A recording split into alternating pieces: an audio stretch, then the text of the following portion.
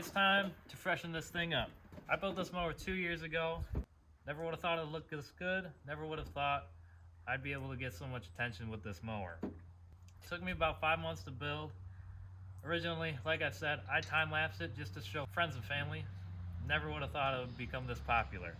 When I decided to build this mower, I was just getting into fabrication, just getting into welding. I just wanted to better my skills and push my fabrication skills, see what I could come up with.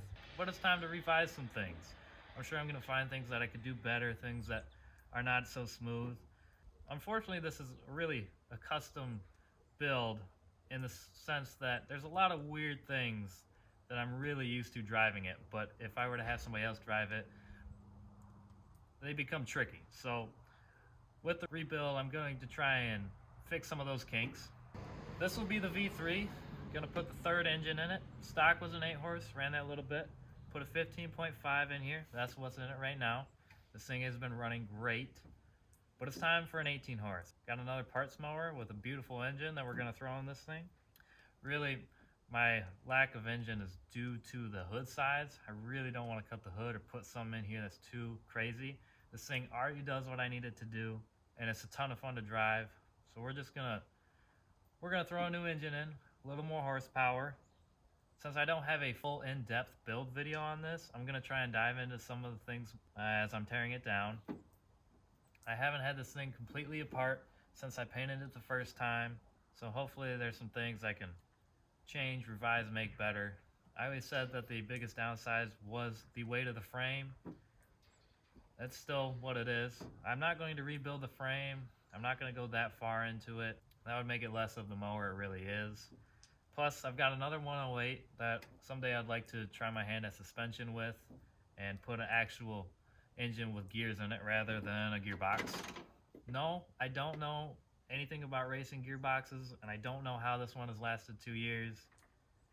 I beat on it, I really do, and it just keeps working. First, I'm gonna start off with the engine swap, try and clean up under the hood. Let's get to it.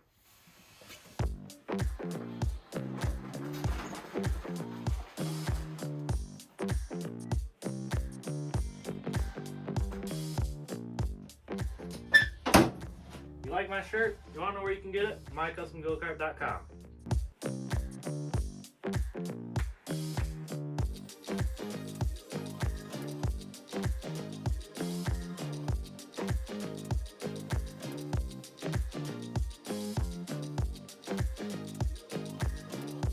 And just like that, the mower is gutted.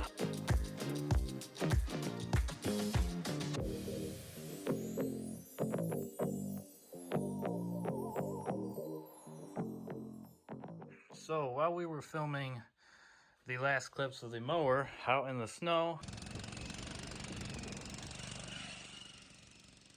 the engine stalled on me, and after that I pretty much lost all compression. I had a feeling that this thing wasn't blowing up, no oil was leaking, nothing like that. I think I just thought something silly broke. And yep, cylinder walls look pretty good. Not beautiful, pretty good. But the valve seat popped out, holding the exhaust valve open. Wild. To be honest, I don't know if it's a good thing to just pop it in and reuse it.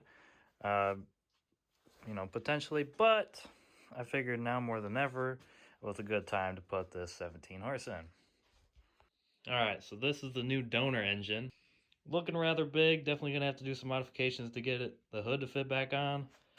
But this is what it's looking like.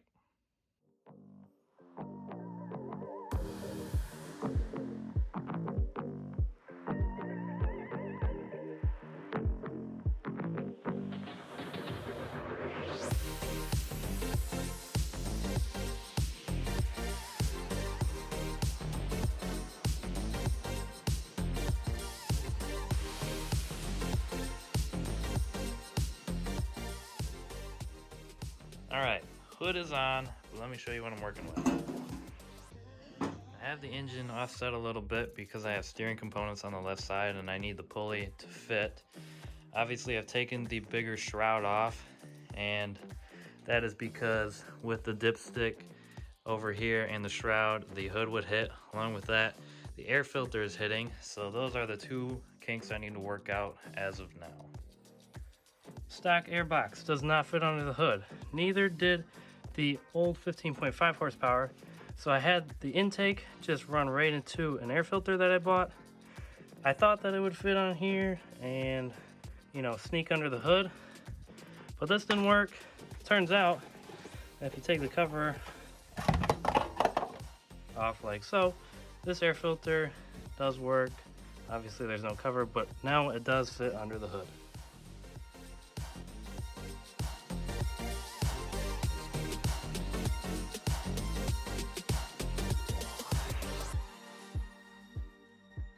All right, engine bolted up, actually to the original mounting holes for the old 8-horse.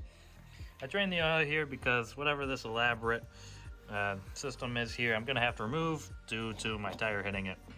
Next thing I need to figure out, I would like to use this red shroud. This black one is functional, but the red would look better and I have some plans with it. But the hood would hit all of this. So I'm going to try my hand at cutting this section out and seeing if I can make it look all right.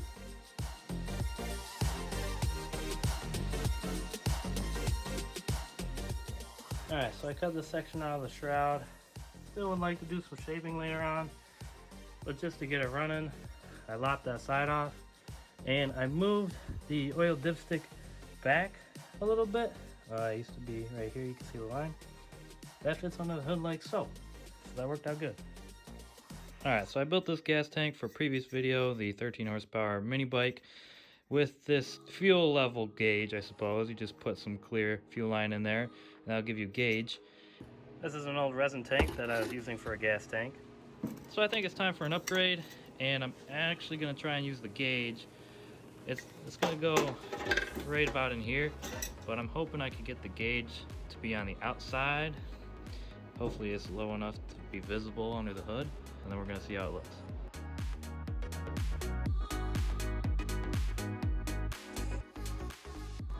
Alright, so the fuel line is going to be pretty much perfect. It's a little tucked under here, but I didn't feel like moving the hole in the gas tank, so that's gonna be sweet.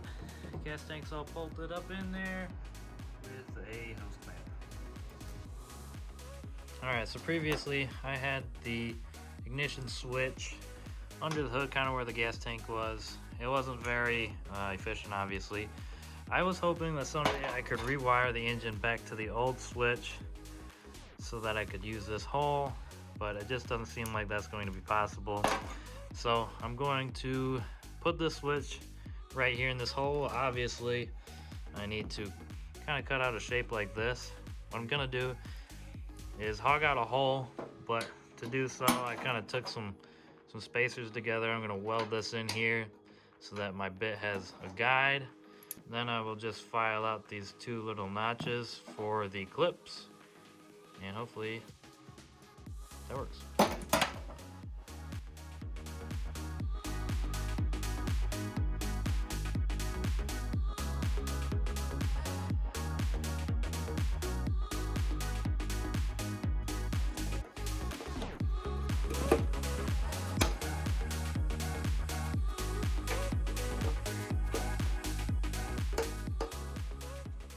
Hooked up the throttle cable. Now all I have left is to make up an exhaust out of this old muffler. I would like to make a loud exhaust for show, but for the neighborhood, probably gonna have to run this thing. And then we've got some spaghetti that we need to sort out, and this thing should be running.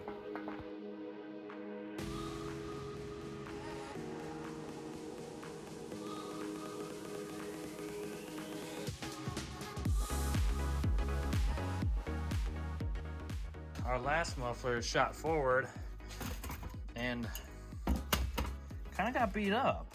So I just decided to remove this piece entirely so we get a little better ground clearance.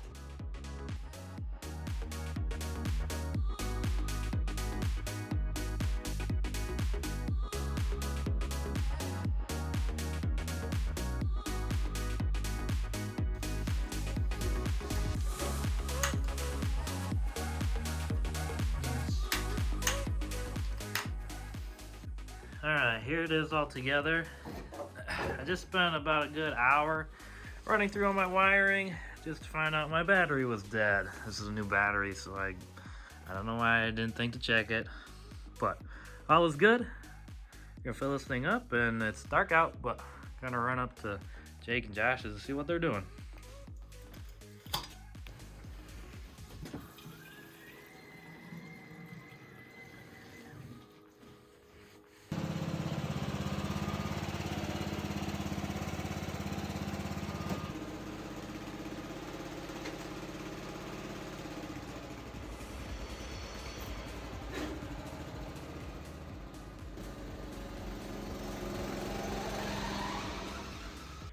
Of course, every good first test drive, there's always a failure.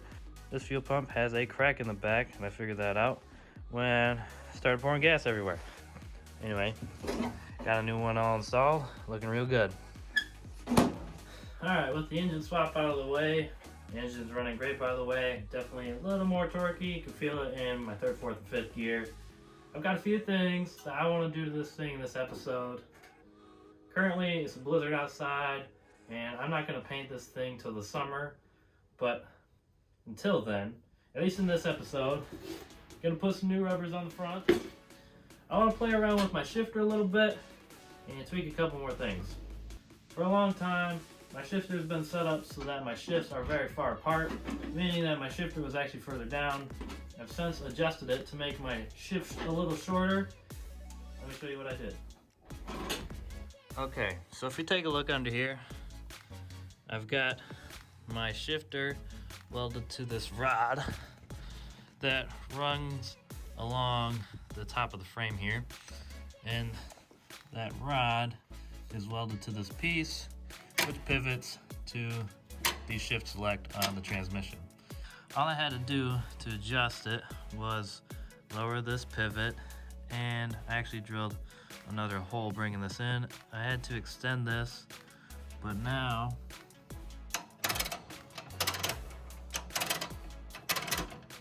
my shift throw is a lot shorter, even though my shifter is super long.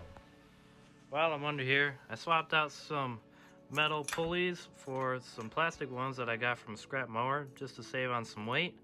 These are just guides for my belt to keep it in line. I can't stress this enough, scrap mowers are your best friend. When I built this mower, I didn't have any metal, any scrap, no extra pieces, nothing. And I just used what I took off the mower and repurposed it, but the engine came from a scrap mower, the wheels went to Josh's Murray, these pulleys are getting used, all the tie rod ends are useful, belts, even the transmission in the long run. You know, you can repurpose a lot of stuff, especially if you're just starting out. Still got a big to-do list on this thing, mostly paint and cosmetics. I might play around with some lights, I might change some of the mechanics underneath, but that'll be all in the next episode. The video isn't complete without doing some proper test driving, so let's go do that.